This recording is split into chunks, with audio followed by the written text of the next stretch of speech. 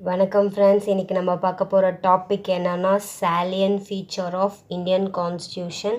நம்ம இந்தியன் கான்ஸ்டியூஷனில் என்னென்ன முக்கியமான விஷயங்கள் இருக்குது அப்படின்னு சொல்லிட்டு தான் நம்ம இன்றைக்கி பார்க்க போகிறோம். வாங்க டாபிக்குள்ளே போகலாம். ஸோ லென்த்தியஸ்ட் ரிட்டன் கான்ஸ்டியூஷன் இருக்கிறதுலையே வேர்ல்டுலேயே ரொம்ப லென்த்தியஸ்ட்டாக எழுதப்பட்ட கான்ஸ்டியூஷன் நம்ம இந்தியன் கான்ஸ்டியூஷன் தான்.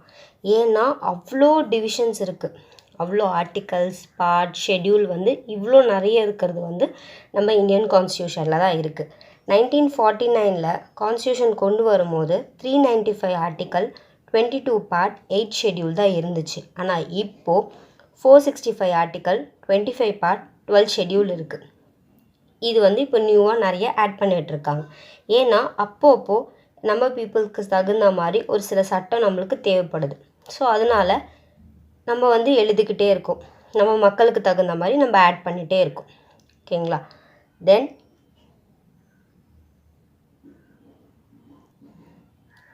ஏன் இவ்வளோ லென்த்து அப்படின்னு சொல்லிட்டு பார்த்தீங்கன்னா, ஏன்னா நம்ம இந்தியன் கண்ட்ரி அவ்வளோ பெருசு, நிறைய லாங்குவேஜு, நிறைய religion, different types of peoples இருக்காங்க. அப்போ எல்லாரோடைய நல்லதுக்காகவும் அவங்களுக்கு தேவைப்படுற விஷயங்களும் வேணும் கான்ஸ்டியூஷனில்.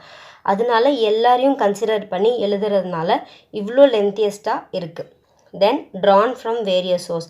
நம்ம Indian constitution government of Indian act 1935 இருந்தும் நிறைய கண்ட்ரி, அமெரிக்கா, பிரிட்டன், ஜப்பான், எல்லா கண்ட்ரியிலருந்துமே நிறைய முக்கியமான கண்ட்ரியில் இருந்து நம்ம அதில் உள்ள அவங்க கான்ஸ்டியூஷனில் உள்ள நல்ல விஷயங்களெல்லாம் நம்ம கான்ஸ்டியூஷனில் நம்ம எழுதியிருக்கோம். அதை டாக்டர் பிஆர் அம்பேத்கர் என்ன சொல்கிறாங்கன்னா, ரேன்சாக்கிங் ஆஃப் ஆல் நோன் கான்ஸ்டியூஷன். அதாவது நாங்கள் கொள்ளையடிச்சு தான் எழுதியிருக்கோம், ஆனால் மக்களுக்கு என்ன தேவையோ அதுக்கு தகுந்த மாதிரி நாங்கள் எழுதியிருக்கோம் அப்படின்னு சொல்லிட்டு சொல்கிறாங்க. ரிஜிட்னா ஒன்றும் கிடையாது. நம்ம கான்ஸ்டியூஷனில் கான்ஸ்டியூஷனல் ப்ரொசீஜர் ரிஜிடாக இருக்குது. ஓகேங்களா? அதை சேஞ்ச் பண்ணுறதுக்கான ப்ரொசீஜர் இருக்குது. அந்த ப்ரொசீஜரை வச்சு நம்ம கான்ஸ்டியூஷனில் ஒரு சில சேஞ்சஸ் கொண்டு வரோம். அது எப்படி கொண்டு வரோன்னா, ஆர்டிக்கல் 368 மூலயமா இதில் அமெண்ட்மெண்ட் ப்ரொசீஜர், கான்ஸ்டியூஷனில் இருக்க ப்ரொவிஷன்ஸ்லாம் எப்படி சேஞ்ச் பண்ணுறது, ஒரு லா எப்படி கொண்டு வர்றது, அப்படி எல்லாமே ஆர்டிக்கல் 368 இருக்குது. அது சிம்பிள் மெஜாரிட்டி, ஸ்பெஷல் மெஜாரிட்டிலாம் வச்சு கொண்டு வர்றது. அது நம்ம ஃபர்தர் வீடியோஸில் பார்க்கலாம். ஓகேங்களா? தென் ஃபெட்ரல் அண்ட் யூனிட். ஃபெட்ரல் ஃபீச்சர்ஸ்னால் என்னென்னா, பவரை ஸ்ப்ளிட் பண்ணி கொடுத்துருக்கிறதா ஃபெட்ரல் ஃபீச்சர்ஸ். ஓகேங்களா? யூனிட்டரி ஃபீச்சர்ஸ்னால் என்னென்னா, ஒரே ஒருத்தர்கிட்ட தான் பவர் இருக்கும், அவங்க ஸ்ப்ளிட் பண்ணி கீழே இருக்கவங்கள ஒர்க் பண்ண சொல்லுவாங்க. ஓகேங்களா? ஆனால் இந்தியன் கான்ஸ்டியூஷனில் ரெண்டுமே இருக்குது, ஃபெட்ரலும் இருக்குது, யூனிட்டரியும் இருக்குது. ரிட்டன் கான்ஸ்டியூஷன், ரிட்டன் மூலியமாக யூனியனுக்கு இவ்வளோ பவர் இருக்குது, ஸ்டேட்டுக்கு இவ்வளோ பவர் இருக்குது அப்படின்னு சொல்லி எழுதப்பட்டிருக்கு. சுப்ரீமசி, கான்ஸ்டியூஷன் தான் பெருசு. கான்ஸ்டியூஷன்லேருந்து தான் எல்லாருமே, பிரசிடெண்ட், ப்ரைம் மினிஸ்டர், யாராக இருந்தாலுமே கான்ஸ்டியூஷனில் இருந்து மட்டும்தான் அவங்களோட பவர் எடுத்துக்க முடியும். கான்ஸ்டியூஷன் ரொம்ப ரிஜிட். ஓகேங்களா? அதில் இருக்க ப்ரொசீஜர் எல்லாமே ரிஜிடானது. இந்த ப்ரொசீஜர் படி தான் ஒரு லாவை கொண்டு வரணும்னா அந்த ப்ரொசீஜர் படி தான் கொண்டு வரணும். தென் பைகேமரலிசம், ரெண்டு சபா இருக்குது, லோக்சபா இருக்குது, ராஜ்யசபா இருக்குது. எல்லாமே ஃபெட்ரல் ஃபீச்சரில் ஸ்ப்ளிட் ஆகி அவங்கவுங்களுக்கு தனித்தனி பவர் கொடுத்துருவாங்க. Independent judiciary. ஏன் ஜுடிஷியரி இண்டிபெண்ட்டாக இருக்கணும்னா, அப்போ தான் ஒரு கேஸ் அவங்கக்கிட்டேருந்து வருதுன்னா அவங்களால ப்ராப்பர் ஜட்ஜ்மெண்ட் கொடுக்க முடியும். யாரையும் டிபெண்ட் பண்ணாமல் ஒரு ப்ராப்பராக நடுநிலைமையாக இருந்து அவங்க ஒரு ஜட்ஜ்மெண்ட் கொடுக்க முடியும். யூனிட்டரி ஃபீச்சர்னால், ஆனால் இந்தியாவுக்கு சிங்கிள் கான்ஸ்டியூஷன் தான். இந்தியாவுக்குன்னு ஒரு கான்ஸ்டியூஷன், ஒரு ஸ்டேட்டுக்குன்னு தனி கான்ஸ்டியூஷன் கிடையாது, ஒரே ஒரு கான்ஸ்டியூஷன். அப்போ அது யூனிட்டரியாக ஆகிடுது. ஃப்ளெக்சிபிள் கான்ஸ்டியூஷன், என்ன தான் ரிஜிட் இருந்தாலுமே ஃப்ளெக்சிபிள், நம்மளுக்கு தேவையான மாதிரி நம்ம சேஞ்ச் பண்ணிக்கிறதுக்காக அமெண்ட்மெண்ட் ப்ரொசீஜர் கொடுத்துருக்கோம். அப்போ ஃப்ளெக்சிபிளாக இருக்கும். Appointment of state governor. State governor என்ன தான் ஸ்டேட்டுக்காக ஒர்க் பண்ணாலும், ஆனால் அப்பாயிண்ட் பண்ணுறது யாருன்னு பார்த்தீங்கன்னா பிரசிடெண்ட் அப்பாயிண்ட் பண்ணுறாங்க. ஓகேங்களா? அப்போ பிரசிடெண்ட்டுக்கு பவர் போயிடுது. அப்போ சென்ட்ரல் கவர்மெண்ட்டுக்கு பவர் போன மாதிரி ஆகிடுது. ஸோ அப்போ அது யூனிட்டரி ஃபீச்சராக இன்டிகிரேட்டட் ஜுடிஷியரினா என்னென்னா, இப்போது ஸ்டேட்டில் ஏதாவது ஒரு ப்ராப்ளம்னா நம்ம ஸ்டேட்டில் இருக்க ஹைகோர்ட்டை நம்ம அப்ரோச் பண்ணுவோம். இப்போ ஸ்டேட் ஹைகோர்ட்டில் கிடைக்கிற ஜட்ஜ்மெண்ட் வந்து நம்மளுக்கு சாட்டிஸ்ஃபேக்ஷன் இல்லைன்னா நம்ம சுப்ரீம் கோர்ட்டுக்கு போகும். டிஸ்ட்ரிக்ட் கோர்ட்லேருந்து ஹைகோர்ட், ஹைகோர்ட்லேருந்து சுப்ரீம் கோர்ட். அப்போ வந்து சுப்ரீம் பவர் யார்கிட்ட இருக்குது? சுப்ரீம் கோர்ட் கிட்ட இருக்குது. அப்போ வந்து அது வந்து யூனிட்டரி ஃபீச்சராக ஆகிடுது. நம்ம ஸ்டேட் ஹைகோர்ட் கொடுத்த ஜட்ஜ்மெண்ட்டை வந்து நம்ம சுப்ரீம் கோர்ட்டில் வந்து நம்ம போய் எதுவும் பண்ண முடியாதுன்னா அது வந்து ஓகே, அது ஃபெட்ரலாக இருக்கும். ஆனால் நம்ம வந்து டிஸ்ட்ரிக்ட் கோர்ட்டில் கொடுத்ததை நம்ம வந்து ஹைகோர்ட்லேயும், ஹைகோர்ட் கொடுத்த ஜட்ஜ்மெண்ட்டை சுப்ரீம் கோர்ட்லேயும் போய் நம்மளோட சாட்டிஸ்ஃபேக்ஷனுக்காக நம்ம ஃபர்தராக மூவ் பண்ணுறோம். அப்போ வந்து அது இன்டிகிரேட்டட் ஜுடிஷியரியாக வந்து சேஞ்ச் ஆகிடுது. இப்போ வந்து நம்மளோட ஃபெட்ரல் ஃபீச்சர்ஸை வந்து நிறைய பேர் வந்து கான்ஸ்டியூஷனில் வந்து டிஃப்ரெண்ட் நேம் சொல்கிறாங்க. இதுவும் கண்டிப்பாக பார்த்துக்கணும். ஸோ கேசி வியரி வந்து என்ன சொல்கிறாங்கன்னா குவாசி ஃபெட்ரலிசம். குவாசி ஃபெட்ரலிசம்னால் என்னென்னா பாதி ஃபெடரல் பாதி யூனிட்டரியாக இருக்கும். அப்போ ஃபுல் ஃபெட்ரலிசம் நம்ம இந்தியா கிடையாது, குவாசி ஃபெட்ரல், பாதி ஃபெட்ரல்னு சொல்கிறோம். மோரிஸ் ஜோன்ஸ் என்ன சொல்கிறாங்கன்னா பார்கெய்னிங் ஃபெட்ரலிசம், அதாவது பேரம் பேசி நம்ம வந்து ஃபெட்ரலிசம், நீங்கள் பாதி கொஞ்சம் நாங்கள் பாதி கொஞ்சம் வச்சுருக்கோம் அப்படின்ற மாதிரியான ஃபெட்ரலிசம் அப்படின்னு சொல்கிறாங்க. கிரான்வைல் அகஸ்டின் என்ன சொல்கிறாங்கன்னா கோஆப்ரேட்டிவ் ஃபெட்ரலிசம், நீங்கள் ஒரு பவர் நாங்கள் ஒரு பவர், எதுவாக இருந்தாலும் கோஆப்ரேட் பண்ணி நம்ம வந்து இந்தியாவை வந்து ரன் பண்ணுவோம் அப்படின்னு சொல்கிறாங்க. ஐவர் ஜென்னிங் வந்து ஃபெடரேஷன் வித் சென்ட்ரல் டெண்டன்சி, என்ன தான் வந்து பவர் வந்து பிரித்து கொடுத்துருந்தாலும் அதிக பவர் வந்து சென்ட்ரலுக்கு தான் இருக்குது, சென்ட்ரலைஸ்டு டெண்டன்சி அப்படின்னு சொல்லிட்டு ஐவர் ஜென்னிங் வந்து சொல்கிறாங்க. தென் பார்லிமெண்ட்ரி ஃபார்ம் ஆஃப் கவர்மெண்ட், ஒரு லாவை வந்து பார்லிமெண்ட் கொண்டு வரதும் லெஜிஸ்லேச்சர் மூலியமாக கொண்டு வரதும் அதை எக்ஸிக்யூட்டிவ் வந்து கலெக்டர்ஸ் ஆஃபீஸர்ஸ் எல்லாம் கொண்டு போய் மக்கள்கிட்ட சேர்க்கறதும் இவங்க ரெண்டு பேருக்குள்ளேயும் லெஜிஸ்லேச்சரும் எக்ஸிக்யூட்டிவ்குள்ளே கோஆர்டினேட் பண்ணி ஒர்க் பண்ணால் தான் அது parliament form of government. Next feature என்னன்னு பார்த்தீங்கன்னா பார்லிமெண்ட்டோடைய சாவர்னிட்டியும் ஜுடிஷியலோட சூப்ரிமசியும் சொல்கிறாங்க. என்னென்னா பார்லிமெண்ட் வந்து ஒரு சில விஷயங்களை வந்து மக்களுக்காக வேணும்னா அவங்க வந்து சேஞ்சஸ் கொண்டு வருவாங்க. கான்ஸ்டியூஷன் மூலயமா அமெண்ட்மெண்ட் ப்ரொசீஜர் ஆர்டிகல் 368 மூலயமா வந்து ஒரு சில சேஞ்சஸ் கொண்டு வருவாங்க. அந்த சேஞ்சஸ் வந்து ஏதாவது மக்களுக்கு அகெயின்ஸ்டாக இருக்குது, கான்ஸ்டியூஷனில் இல்லாத ஒரு விஷயமா இருக்குன்னா ஜுடிஷியல் ரிவ்யூ பண்ணுவாங்க. ஜுடிஷியல் ரிவ்யூ பண்ணி இது மக்களுக்கு அகெயின்ஸ்டாக இருந்துச்சுன்னா அந்த லாவை வந்து அக்செப்ட் பண்ண மாட்டாங்க, இன்வேலிட் அப்படின்னு சொல்லிடுவாங்க. அப்போது ஒரு கான்ஸ்டியூஷனை சேஞ்ச் பண்ணுறதுக்கான பவர் பார்லிமெண்ட்டுக்கும் இருக்கும். அந்த பவரை கொண்டு வந்தால் அந்த ஆர்டிக்கலையும் அந்த லாவையும் கொண்டு வந்தால் அதை வந்து ரிவ்யூ பண்ணுறதுக்கான பவர் ஜுடிஷியல் கிட்டேயும் இருக்குது. ஓகேங்களா? அதனால் பார்லிமெண்ட்டும் சாவரன்னு சொல்கிறாங்க, ஜுடிஷியலும் சூப்பர்மசி அப்படின்னு இன்டிகிரேட்டட் அண்ட் இண்டிபெண்டன்ட் ஜுடிஷியரி. இப்போ தான் நம்ம பார்த்தோம், ஜுடிஷியரி இண்டிபெண்ட்டாகவும் இருக்கணும், நம்ம இந்தியாவில் இன்டிகிரேட்டடாகவும் இருக்கிறாங்க. ஓகேங்களா? ஏன்னா நம்மளோட டிஸ்ட்ரிக்ட் கோர்ட்டில் நம்மளுக்கு ப்ராப்பரான ஒரு ரிசல்ட் கிடைக்கல நம்ம கேஸ்க்குலாம், நம்ம ஃபர்தராக ஹைகோர்ட்டுக்கும் சுப்ரீம் கோர்ட்டுக்கும் அப்ரோச் பண்ணுறதுக்கான நம்மக்கிட்ட பாசிபிலிட்டிஸ் இருக்குது. ஸோ ஃபண்டமெண்டல் ரைட்ஸ் நம்மளோட அடிப்படை தேவை.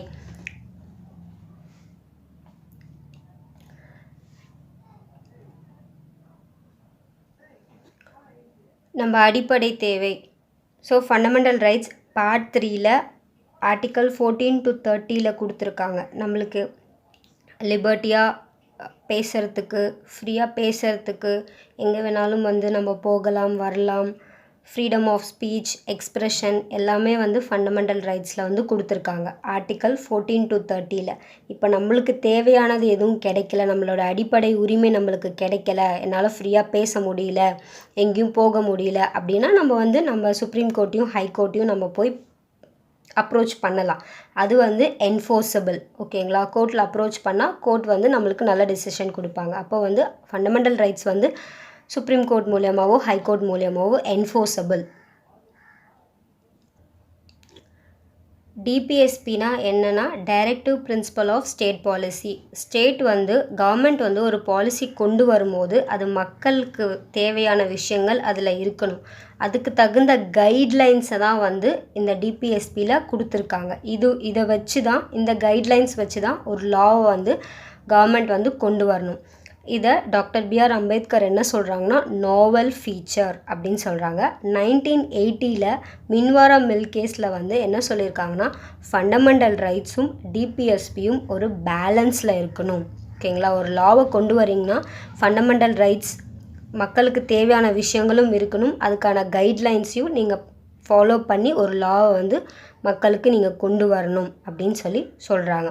ஃபண்டமெண்டல் டியூட்டிஸ், நம்மளுக்கு வந்து நம்மளுக்கான உரிமை நம்மளுக்கு கான்ஸ்டியூஷனில் கொடுத்துருக்க மாதிரி நம்மளும் ஒரு சில கடமை வந்து நம்ம கண்ட்ரிக்காக நம்ம செய்யணும்ல, அதுதான் வந்து ஃபண்டமெண்டல் டியூட்டிஸ்.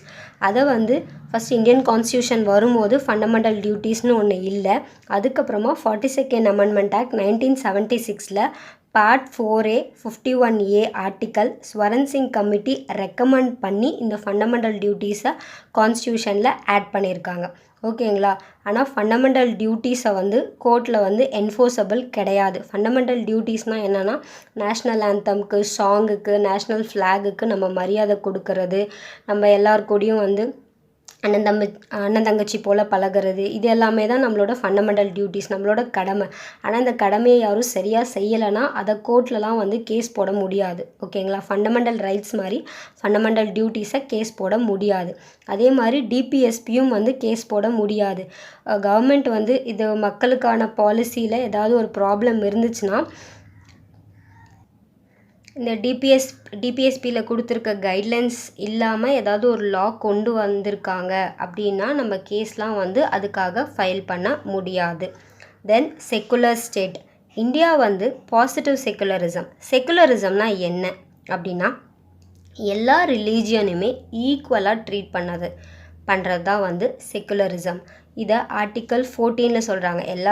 இங்கே வந்து ரிலீஜியன் மட்டும் பேசுகிறேன், ஏன்னா செக்குலருக்கான மீனிங் அதுதான். எல்லா ரிலீஜியனுமே ஈக்குவல். எல்லா ரீஜியனுக்குமே வந்து யாரையும் வந்து இந்த ரிலீஜியன் சொல்லிட்டு செப்பரேட் பண்ணி பார்க்கக்கூடாது, அது தப்பு. கான்ஸ்டியூஷன் படி அது தப்பு. தென் ஆர்டிக்கல் 16 பப்ளிக் எம்ப்ளாய்மெண்ட்டில் எல்லா ரிலீஜியனுக்குமே ஈக்குவல் எம்ப்ளாய்மெண்ட் ஆப்பர்ச்சுனிட்டிஸ் கொடுக்கணும். ஓகேங்களா. ஆர்டிக்கல் 25 to 30 வரைக்கும் வந்து ரிலீஜியஸ்க்கான ப்ரொவிஷன்ஸ் தான் வந்து கான்ஸ்டியூஷனில் கொடுத்துருக்காங்க. யார் வேணாலும் எந்த ரிலீஜியன் வேணாலும் வந்து அவங்களுக்கு தகுந்த காடை அவங்க ப்ரே பண்ணிக்கலாம். அது அவங்களுடைய விருப்பம். ஓகேங்களா. அவங்க வந்து அதுக்காக ஒரு இன்ஸ்டியூஷனோ எதுவோ ஒன்று அவங்க வந்து ஸ்டார்ட் பண்ணிக்கலாம். அதுக்காக டேக்ஸ்லாம் பே பண்ண தேவையில்லை. இது எல்லாமே ஆர்டிக்கல் 25 to 30 ஸோ பாசிட்டிவ் செக்குலரிசமில் எல்லா ரிலீஜியஸ்க்கும் ஈக்குவலாக ட்ரீட் பண்ணுறது தான் நம்ம இந்தியன் கான்ஸ்டியூஷன். எல்லா ரிலீஜியஸ்க்குமே வந்து எல்லா religious festival, Hindu festival, Christian, Muslims எல்லா ஃபெஸ்டிவலாக இருந்தாலுமே இந்தியா வந்து ஈக்குவலாக வந்து லீவ் விடுறது, எல்லாத்தையும் செலிப்ரேட் பண்ணுறது தான் இந்தியாவோட பாசிட்டிவ் செக்குலரிசம். ஆனால் நெகட்டிவ் செக்குலரிசம்னால் என்னென்னா, வெஸ்டர்ன் கண்ட்ரீஸில் வெஸ்டர்ன் சைடு வந்து டோட்டலாக ரிலீஜியஸ் தனி, கவர்மெண்ட் தனி. இவங்க அதில் இன்டர்ஃபியர் ஆக மாட்டாங்க, அவங்க இதில் இன்டர்ஃபியர் ஆக மாட்டாங்க. ஆனால் இந்தியா அப்படி கிடையாது. ஆனால் இப்போது செக்குலரில் கரண்ட் அஃபேர்ஸில் என்ன இஷ்யூ இருக்குன்னா, சிட்டிசன்ஷிப் அமெண்ட்மெண்ட் ஆக்ட் வந்து கொண்டு வந்திருக்காங்க. அதில் முஸ்லிம்ஸை வந்து இன்க்ளூட் பண்ணாதனால பெரிய இஷ்யூ வந்து போச்சு. அப்போ வந்து international organisation, human rights commission எல்லோரும் என்ன கேட்குறாங்கன்னா, நீங்கள் தான் வந்து செக்குலர் கண்ட்ரி ஆச்சே, நீங்கள் ஏன் வந்து முஸ்லிம்ஸை வந்து இதில் ஆட் பண்ணலை அப்படின்ற ஒரு இஷ்யூ வந்து இருக்குது.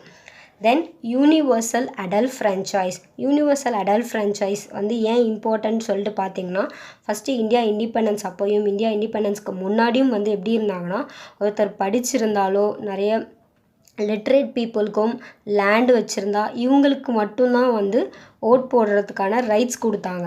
ஆனால் இந்தியன் கான்ஸ்டியூஷன் வந்ததுக்கப்புறம் எல்லாருமே வந்து ஓட் பண்ணி தான் ஒரு ரெப்ரசன்டேட்டிவை எலெக்ட் பண்ணணும் அப்படின்னு சொல்லிட்டு கொண்டு வந்தாங்க. தென் இது எப்போனா 61st அமெண்ட்மெண்ட் ஆக்ட் 1988 21 ஏஜாக வந்து இருந்துச்சு. ஓகேங்களா. ஓட் பண்ணுறதுக்கான ஏஜ் வந்து 21 இருந்துச்சு. ஆனால் அதை 18 ஏஜாக கம்மி பண்ணது வந்து 61st அமெண்ட்மெண்ட் ஆக்டில் 1988 தான் வந்து கம்மி பண்ணாங்க.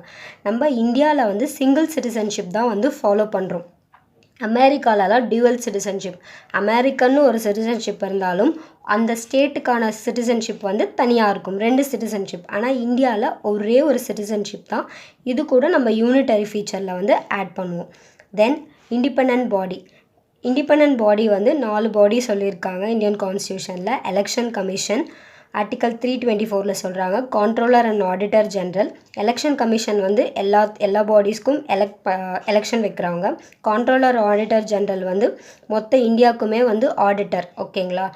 எந்தெந்த அக்கௌண்ட்டுக்கு எந்தெந்த ஸ்கீமுக்கு எவ்வளோ ஸ்பெண்ட் பண்ணியிருக்காங்க, கரெக்டாக ஸ்பெண்ட் பண்ணியிருக்காங்களா இல்லையா அப்படின்றத வந்து செக் பண்ணுறாங்க.